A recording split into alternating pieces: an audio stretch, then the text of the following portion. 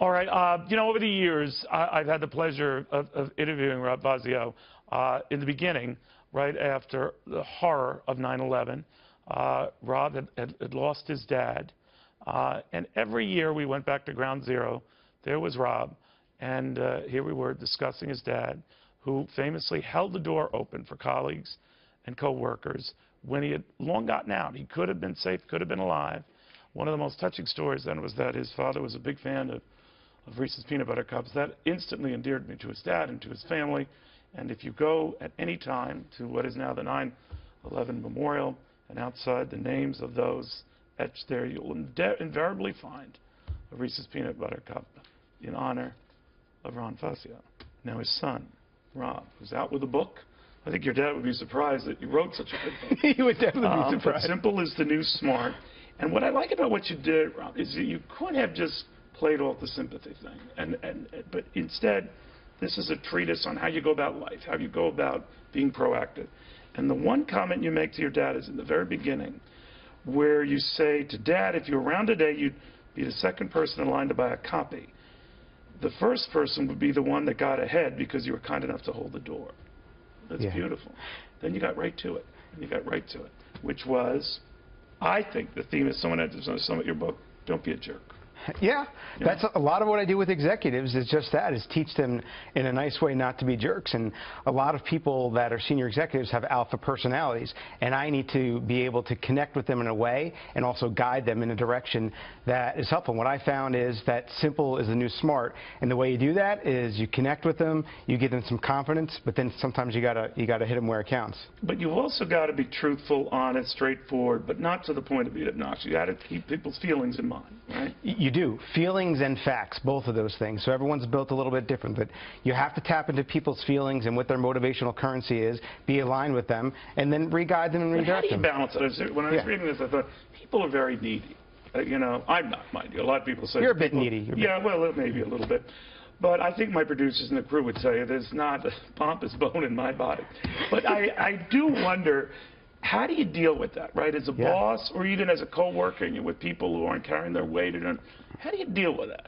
Yeah, it's about psychological swagger. It's about what you say to yourself and what you show people. So being able to say to yourself that I'm confident, I'm ready, it's game time, and I'm gonna show up. And show up is about what you let people see, how you hold yourself, how confident you are. But in other words, how you carry yourself is supposed to be emblematic of how you want that workforce to be carrying itself. Yes, and you have to be intentional about that.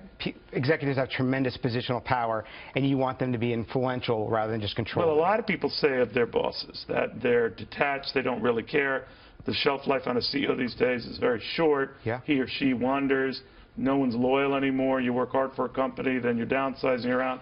Who can be loyal and nice and positive about that? Yeah, the psychological contract in business has changed. People used to work and know they had a job. That's different. Now, just telling people what to do doesn't work. The command and control is gone. So what do?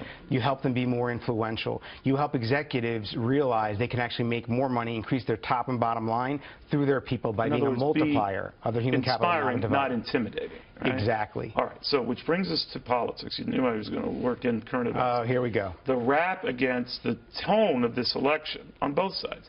So it's very nasty. Candidates calling each other liars. Businessmen getting in fights with popes. I mean, it's pretty tough. Yeah, it is really tough, and that is a bit disappointing to me as an American. I think you could beat people without beating them up. Well, what does that mean? It means that you can win, and you can be above the fray and take the high road, and you can still have your swagger and be confident and be concise. Sometimes it's about going back to simple. Think of some of the messages that candidates have that stick. They're meaningful and they're emotional, and they give people purpose, and they want to follow. But here's where you confuse me a little later in the book. You talk about being positive or being proactive about things. It's like campaign ads. Some are deemed to be negative when, in fact, I know Trump has raised this with Cruz. He doesn't like him when Cruz is using prior interviews that Donald Trump has done.